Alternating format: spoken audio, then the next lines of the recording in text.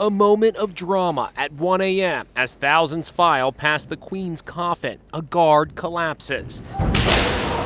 Two Scotland Yard officers rush to help. That fall was pretty brutal. It was a full face plant right on the ground.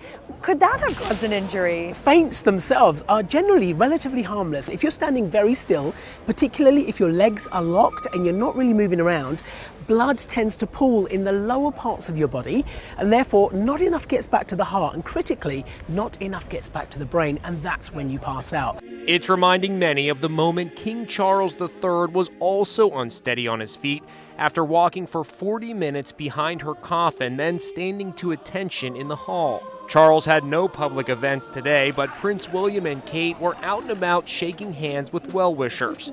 He stopped to admire a baby and spoke about his own children's reaction to the Queen's death. He told a well-wisher that he found walking behind the Queen's coffin yesterday very difficult, and that it reminded him of all those memories of walking behind Diana's coffin 25 years ago when he was just 15. A very emotional day for William today. But while William and Kate are winning hearts, King Charles is coming under fire from New York Magazine's The Cut.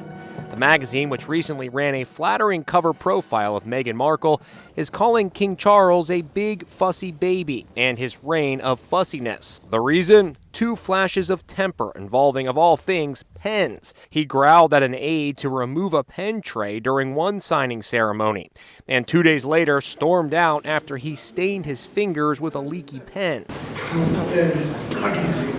In London, the steady stream of mourners filing by the Queen's coffin continues day and night.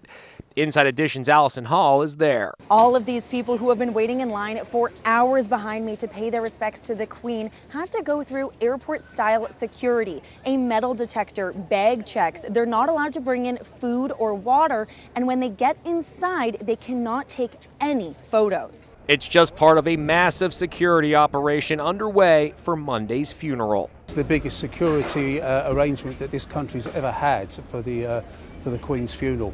It's unprecedented in scale. These structures here are specifically designed so that no vehicle can get through to the crowd. That's correct. Meanwhile, Britain continues to